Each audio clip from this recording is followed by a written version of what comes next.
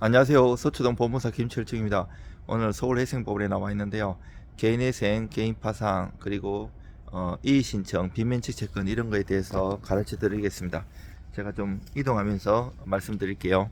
우리가 그 이제 개인회생이나 개인파산 저는 오랫동안 그 전문으로 했고 또 깨는 것도 많이 했어요. 왜냐하면 제가 이제 법무사 오래 하면서 대기업 채권 주심 소송 이런 거를 많이 했었는데 개인회생 파산이 최근에 많이 발전되고 입법이 되고 이랬지만 옛날에는 극소수의 법무사들만 알았어요. 그때 이제 채무자들이 대기업 이제 법무팀에서 의뢰를 저한테 해요. 소송이나 강제집행. 그러면 채무자가 개인회생 파산하면 이것을 깨트려 달라 해서 저는 10년 전부터 이렇게 많은 연구를 했었고 그 방법을 알고 있습니다. 그래서 이제 그리고 개인회생이나 파산 이런 거 무조건 해달란다고 저는 다 안 해줘요. 상담해보고 이분이 그냥 갚는 게 더 발전적이고 좋으면 그렇게 얘기도 하고 조건이 안 된다면 솔직히 얘기해드려요. 안 그러면 딴 데 가면 그 수임료만 날릴 수 있고요. 그래도 조심하셔야 돼요. 대충 하면 안 되고요. 특히 파산 같은 거 나이 같은 거 많이 고려하고요. 실질적으로 아무 이런 얘기 방송에서 해서 되는지 모르겠네요. 아무 문제가 없다고 하지만 블랙리스트가 있다는 얘기도 있고 하여튼 뭐 방송에서 제대로 얘기하기는 힘들고요. 물론 개인회생이나 파산은 좋은 제도예요. 열심히 생활하시고 성실하지만 불운한 사람들을 위한 제도인데 개인회생이나 파산 이게 잘 조건에 맞아야 돼요. 또 우리가 이거하고 좀 다른 개념인데 상속재산 파산 신청도 있는데 이제 어려운 제도예요. 이 제도만 있는데 사람들이 잘 응용 안 하는데 부모님이 돌아가셔가지고 이제 상속 받는데 한정 상속 받으면 상속 받은 범위에서 이제 갚는다는 이런 뜻인데 그러면 재산이 얼마 있으면 한정 승인은 땡이 아니고 상속재산 파산 신청을 해가지고 재산 분파 해줘야 돼요. 자, 요 얘기는 그만하고요. 최근에도 8억 넘는 파산 해준 분이 해줬는데요. 잘못 보증서 가지고 이런 경우 문제가 될 수 있고 또 개인회생 파산 이의도 많이 하는데 예를 들어 내가 돈을 빌려줬는데 이게 파산이나 회생 신청하는 경우 있어요. 이렇게 그러니까 속수무책으로 당하는 게 아니고 사기죄로 형사고소하고 물론 입증하는 게 쉽지는 않는데 원래 사기는 대여금 사기, 투자금 사기, 주식 사기, 취업 사기 많은데 대여금 사기를 예를 들면 빌려갈 때 변제 능력과 변제 의사가 없는 경우에 성립하거든요. 이 경우에 그걸 잘 입증해갖고 써갖고 사기죄로 고소하면서 파산 이의 신청, 개인회생 이의 신청하면 불법행위 교통 경우에 형사처벌 받으면 비면책 채권이 되거든요. 그리고 만약에 교통사고 나갖고 상해 입힌 경우에 부상금 그리고 여러 가지 비면책 채권이 있어요. 그리고 또 개인회생 파산 신청 열람해가지고 보면 이제 만약 개인회생 같은 경우 가짜로 이렇게 급여받는 거 이런 거 해놓는다든지 여러 가지 보고 깨는 방법도 있습니다. 그리고 이제 사실 불쌍한 채무자들도 많지만 실질적으로 악덕 채무자들도 있어요. 돈 잔뜩 빌려가지고 주식이나 다른데 다 유흥에 탕진한 다음에 그럼 채권자는 진짜 불쌍하잖아요.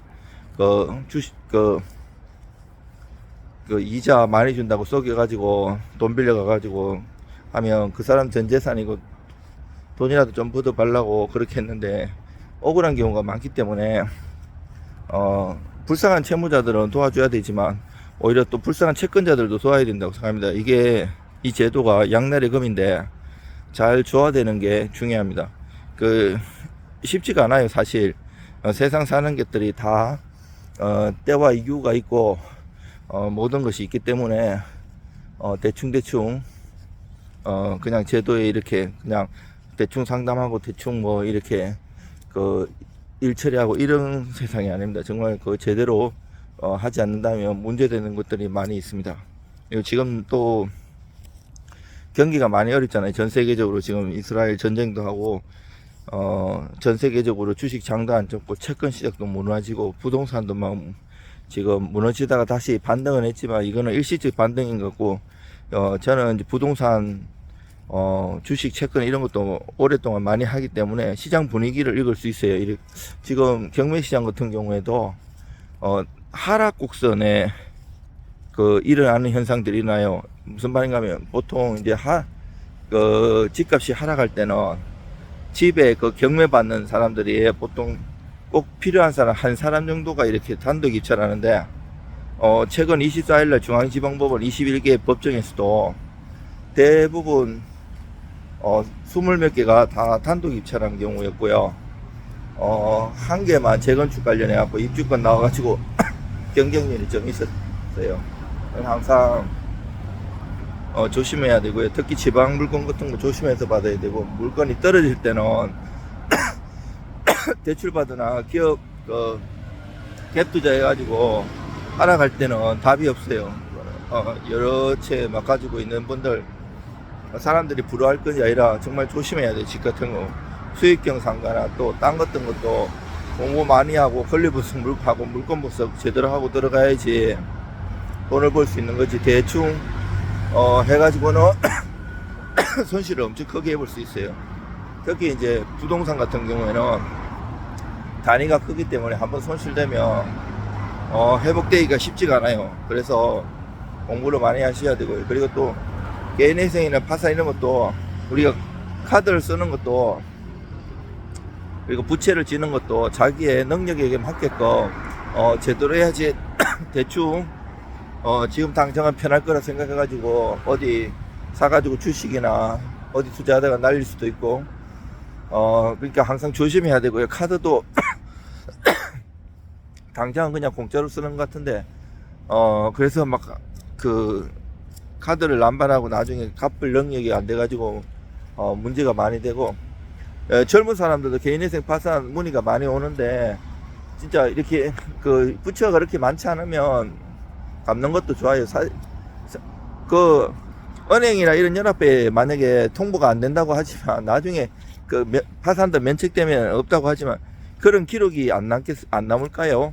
그 다 한 번에 당했는데 또 그거 빌려주겠습니까? 그런 거. 물론 법적으로는 아무 문제가 없다고 하는데 저는 모르겠어요.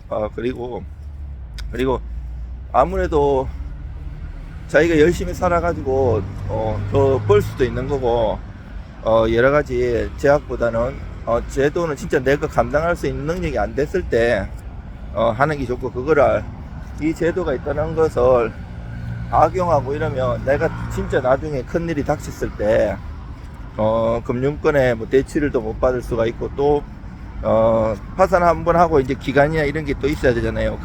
그때 막상 살다 보면 그 버릇이 또 어디 안 가기 때문에 또 문제가 될 수 있기 때문에 항상 내가 어려운 시절을 대비해 가지고 준비해 놓는 게 좋습니다. 그래서 그런 문제들도 있고요. 또 여러분들 오늘 주일인데 저도 이제 지금 서초동 여기 산보하면서 여러분들한테 이렇게 안내하고 있는데요. 인생은 누구나 어려운 시절이 있기만 해. 저도 마찬가지예요. 잘못 투자해가지고 주식으로 많이 날려도 보고 어려워서 정말 젊을 때부터 많이 죽을 고비도 많이 늘기고, 삶 자체가 제가 산골짜기에서 가난하게 태어나가지고 야수처럼 살았습니다. 진짜 먹을 것이 없고 진짜 그렇지만 버티고 하면 세월은 아름답게 돌아옵니다.